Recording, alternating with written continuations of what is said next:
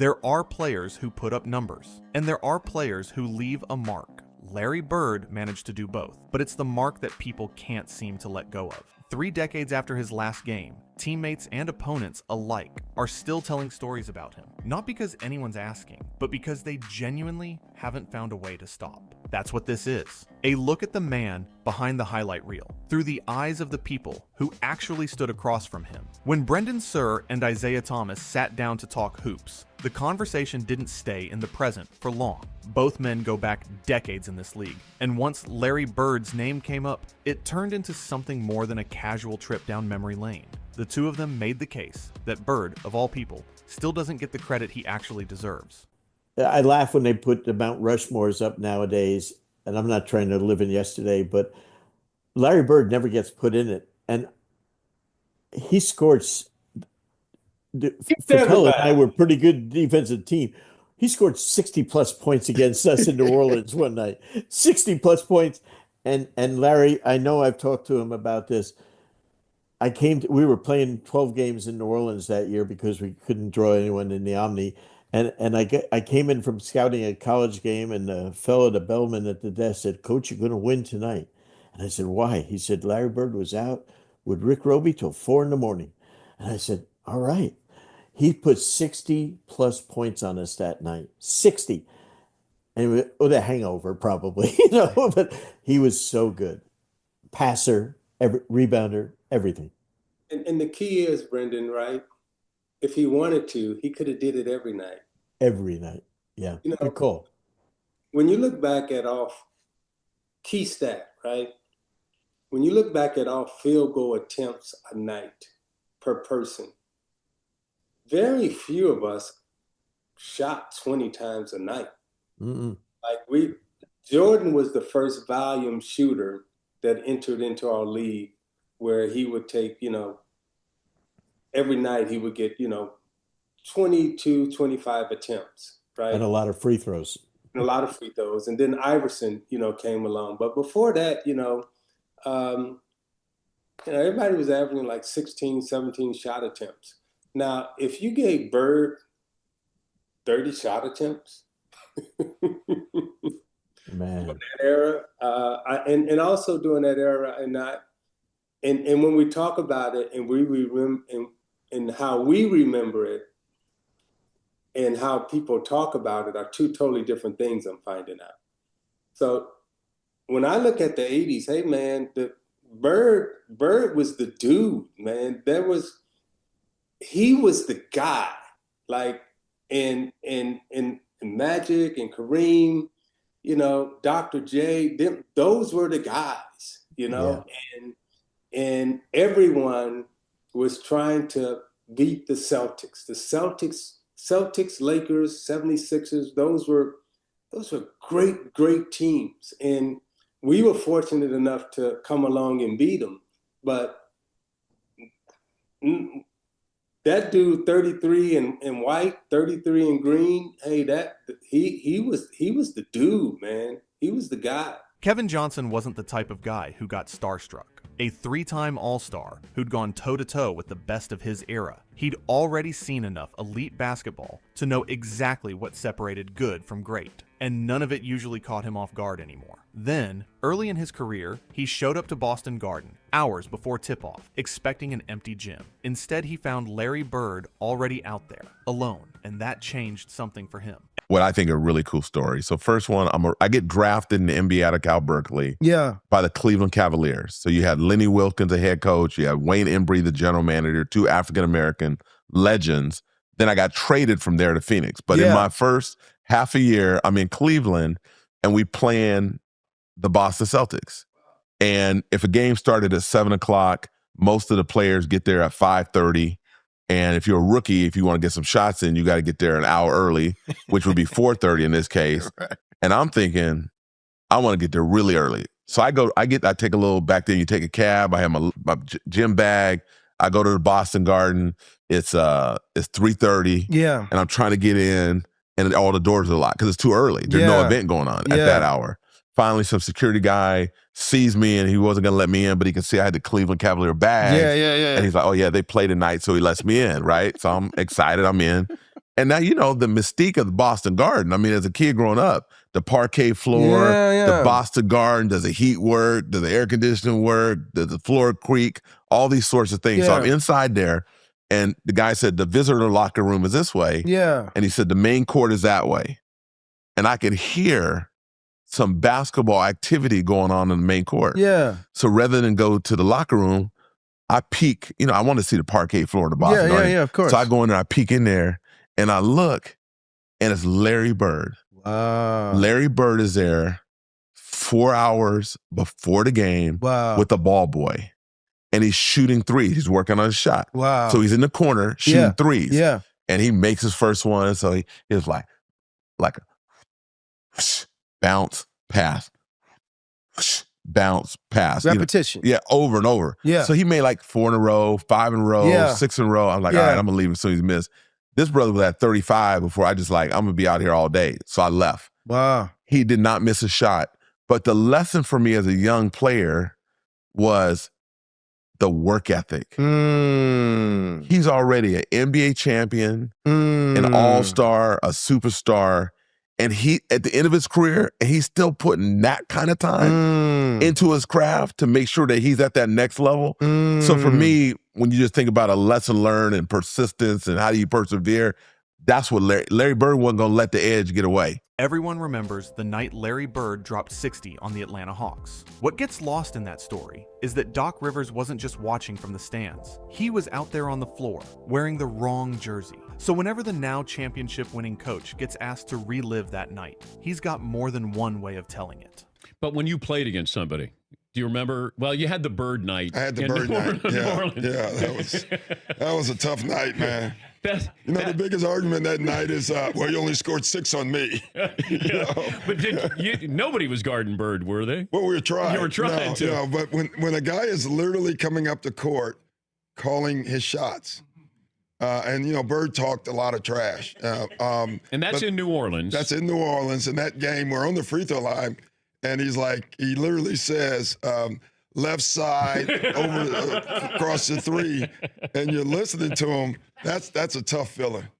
But okay, so you guys got Antoine Carr and Cliff Levingston got fined by Fratello, I think, and Eddie Johnson for celebrating Bird.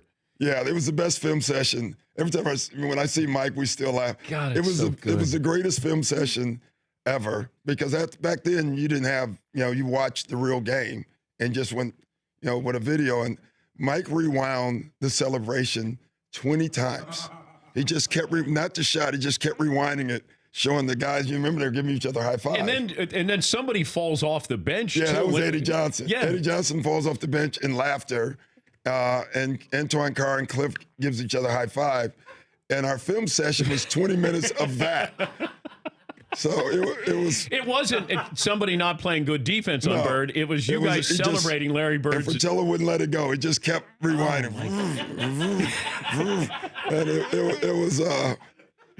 I think Bird went by the bench one time too. He fell in the bench. Oh, he did. And he called that one. That was the one where he fell in it. He literally said, off the glass into the trainer. Dan Patrick has had just about every NBA legend sit down on his show at this point, and given how much he loves talking Larry Bird, it's become a running theme whenever the right guest shows up. This time, it was Patrick Ewing, opening up about how his relationship with Bird actually came together, and how getting talked to on the court ended up shaping his own game. How did you develop a great friendship with Larry Bird? You know what? It was strange. It was ironic because I hated the Celtics growing up. And you played in Boston. I grew up in Boston. I didn't like the Celtics. I was a Sixers fan, and Larry and I got to be great friends during the Dream Team. And it's funny. He talked so much trash. I always talk trash. Talk trash on the phone, on the floor. It was talking so much trash during the Dream Team, and that's how it started. He's always talking trash to me, talking trash to the rest of the players. So I'm talking trash back to him, and it just clicked. We just always talking trash to each other. Started hanging out, going to dinner, going to lunch, and just spending a lot of time around each other. And we just developed a very good friendship. Did he talk trash on the floor? Oh, definitely. I think that story you talked about X. I think that's one of the stories you got from me. Oh, you might have got it from me. But he always talked trash. I remember he talked trash against us, talked trash with against everyone else. But the difference is he could back it up. I remember, like I was saying, growing up in Boston, people all used to always talking about that he can't jump, he can't do this, he can't do that. And, a lot of my friends was like that, So, I got to the league. I called all my friends back up. I said, all that trash that you were talking, you need to squash all that. This man is great. He can, whatever you were saying for a man who can't jump, he's demolishing everybody. So your guys are saying, how can you let this guy? Oh, he's doing it on everybody. He's doing it on everybody. He's doing it on the best defensive players in the league. Yeah. The Dream Team gets remembered for a lot of reasons, but it wasn't just about the players in their absolute prime. Some of the biggest names on that roster were already past their peak and still managed to be some of the most intimidating players in basketball history. Chris Webber found that out firsthand as part of the college select team brought in to scrimmage them. And out of everyone he lined up against, Larry Bird was the one that stuck with him the most. The Dream Team. Yeah.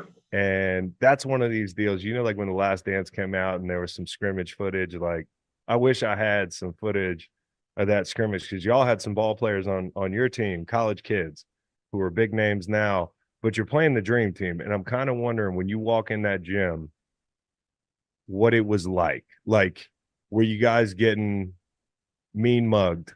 Were dudes saying, "What's up? I'm Larry Bird," or were they like, "Hey, fuck you, kid"? Like, what was it like?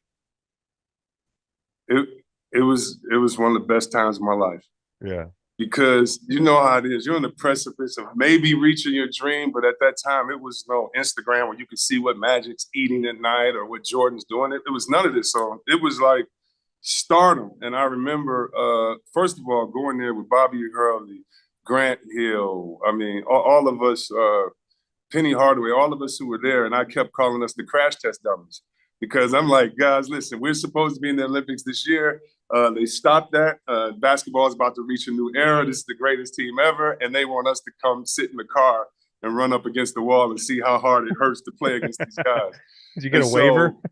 Exactly. No waiver, nothing like that. We were just excited. We all would have paid to play against them. And so I just remember my first day being in the car and or getting off the plane, and I see a sign, and it says Mr. Bird and Mr. Webber. Mm-hmm. And I'm like, no way. And so I get in the car and it's Larry fucking Bird. And I shake his hand. I'm quiet, trying to feel that balance in the car and everything. And it's the old school limo sitting in the back.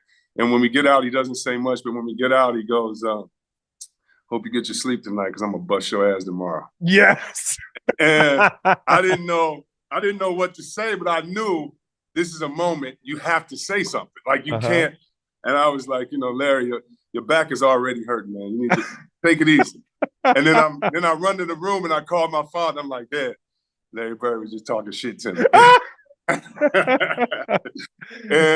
And he was happy. He was happy. You're doing something right. It was a great move. It was like he knows me and he's talking shit and tomorrow because we're looking up to these guys. Like Barkley was my hero. All these guys are my heroes. So at this time, I'm taking their commercials or whatever they're saying and applying it to my life. Like, you can't give up. You got to work hard. Who cares? All of this stuff. So I need someone that's way better to prove it to. The morning of a game, an article dropped claiming Bird had lost a step. Sean Kemp, a rookie looking to make a statement, read it and figured this was his moment. Bird had other ideas. He met Kemp at the jump ball with a message so blunt there was no misreading it. This was about to be a very long night for him. Larry, hey man, First of all, we got to Boston that night. He had some knee pain. I was like, it's a hell of a time for you to come up with a knee pain. I ain't going tonight. You got it. Yeah, you don't want to see that. Yeah, then I look at the boy, Sean Kemp, Larry Bird. I'm like, so I look in the mirror. I'm like, well, shit, man, I'm about to get this motherfucker fits out here tonight. So before the game, I was over there rubbing my hands, looking at him like, I'm about to get your ass, man. What year was this for you? This was my first year. Oh, okay. And that day, that morning they came out with a USA Today article, and they said that Larry didn't have it no more.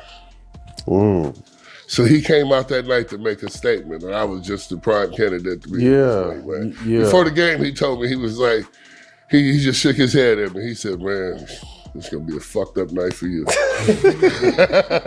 So what did he put up? I think he gave me 46 and 3. What'd you do? Man, I hadn't found out, but I was on his ass. I'm gonna tell y'all this, man. I'm gonna tell you this, man. I was on. He was actually calling out bank shots. He would say, next time, bank shot left side. I'm gonna pump fake you. Your dumb ass gonna go for it. I'm gonna air one. He would tell you that, and it happened. And I said, first of all, I'm gonna be so close to you. If you shoot the ball next time, I'm gonna try to rip your fucking arm off your socket. And what you think he did, man? A quick pump fake, dog, and you go for that shit here. Got you. Man, come on, man. Larry was... How cold was... I don't think... I guarded his ass so tough. 40-point triple-double.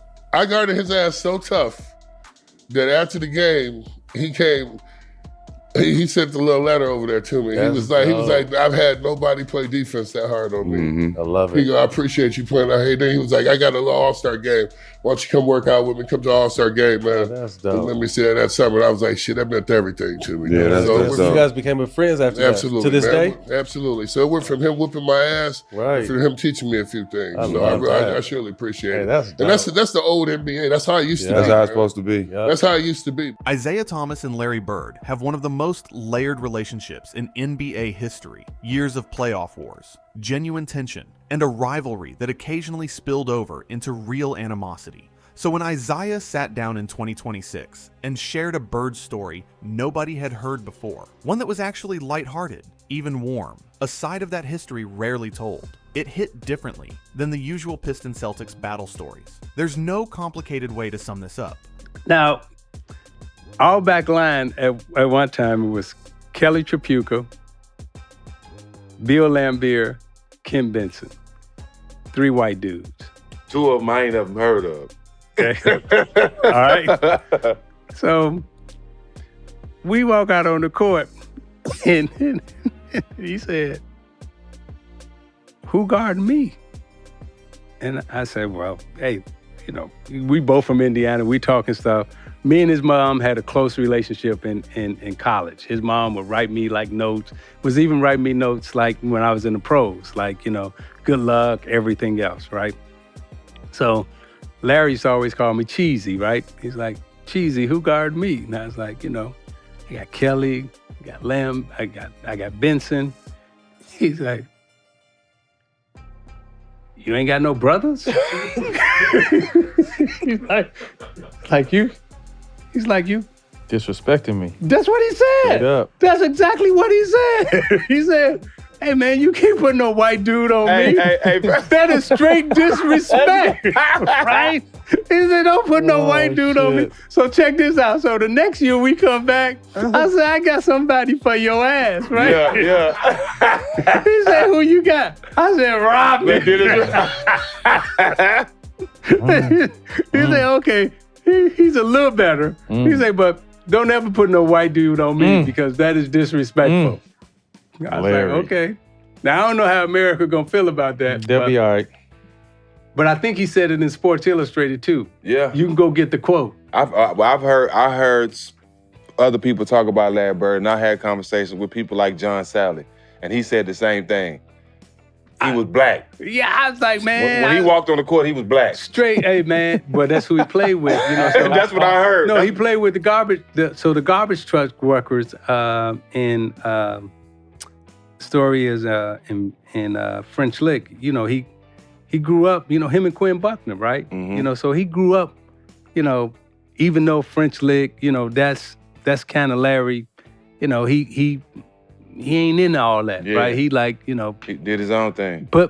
you better put somebody on me that Got I some respect. melanin in their skin. And yeah, if he ain't got no melanin, He can't guard me. He can't guard me. That you disrespecting my game. And even if he got some melanin, he gonna have a long night. But you know what though? I know he walked out on the court one time. Somebody said, "Man, look at this white boy. I mean, he can't guard me." And Larry served him. All you know the what I'm saying? time. So I'm pretty sure he heard that before too. Man, they used to talk so much trash, man. So I remember we playing them in an elimination game in Joe Louis Arena. And, you know, end of the game, they up like 8 or 9. They done won the series.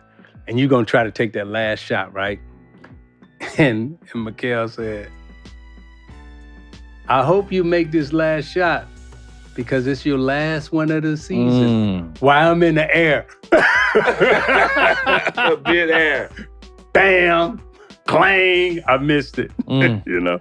But they used to talk so much trash, man. Larry Bird made an entire generation of basketball players believe the game could be played at a level most of them didn't think was possible.